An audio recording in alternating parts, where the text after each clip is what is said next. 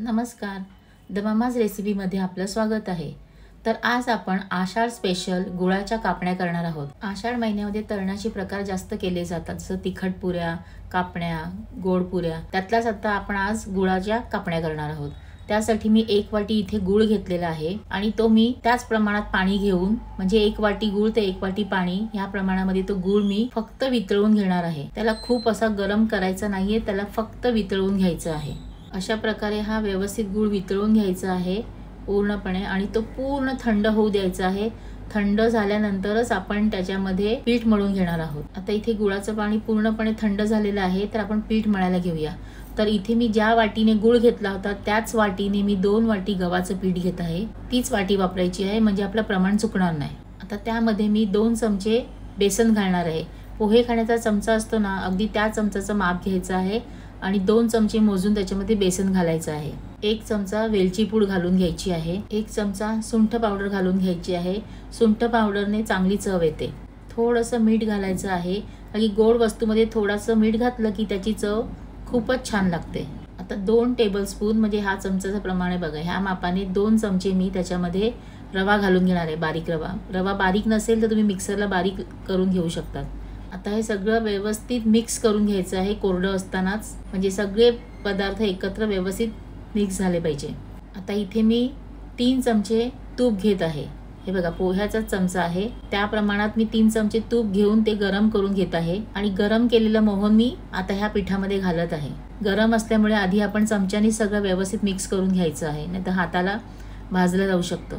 आता त्याला हाताने आपण मिक्स करून घेऊया आणि त्याला अगदी चोळून चोळून ते सगळं मोहन संपूर्ण पिठाला लागलं पाहिजे, असं ते सगळं चोळून चोळून घ्यायचं आहे। आणि सगळं चोळून झालं की त्याची मूठ तयार करून बघायची आहे।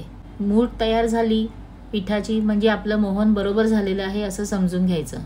हे बघा, अशा प्रकारची मूठ झाली पाहिजे, म्हणजे आपलं मोहन बरोबर झालं आहे। आता त्यामध्ये आपण गुळाचं जे पाणी होतं ते घालून घ्यायचं आहे। आता हे मी पाणी गाळून घेतलेलं आहे, म्हणजे काही कचरा असेल तर तो निघून जातो।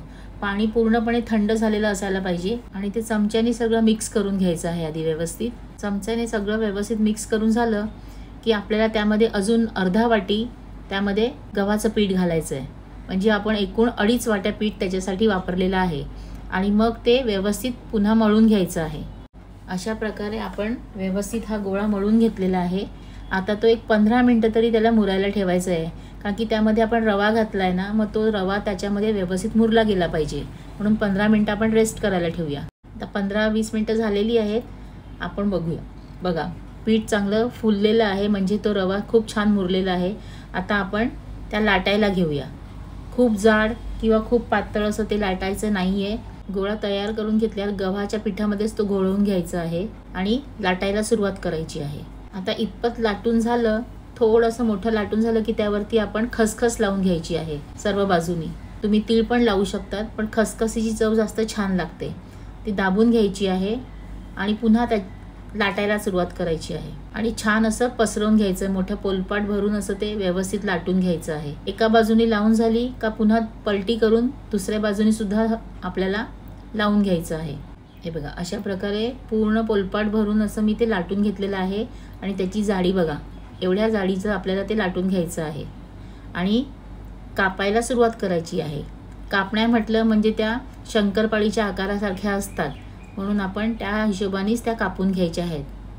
हे बघा, अशा शंकरपाळीच्या आकाराच्या लांब्या लांब्या अशा व्यवस्थित कट करून घ्यायच्या आहेत। अशा प्रकारे सगळ्या कापून घ्यायच्या आहेत। आता इथे माझ्या सगळ्या कापण्या कापून झालेल्या आहेत। तेल गरम करत ठेवलं होतं मी। आता आपण त्या तळायला घेऊया। गॅस आधी पूर्ण तेल गरम झाल्यानंतर मध्यम आचेवरती ठेवायचं आहे, नाहीतर त्या अगदी जळून जातील, कारण की त्या गुळाच्या आहेत।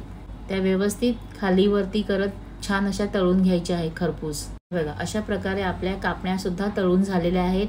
अशा थोड्या थोड्या टाकूनच त्या तळून घ्यायच्या आहेत आणि ह्या प्रकारे माझ्या सगळ्या कापण्या तयार झालेल्या आहेत आणि त्या दिसायला पण तुम्ही बघा किती छान दिसतात आहेत, खुसखुशीत झालेल्या आहेत।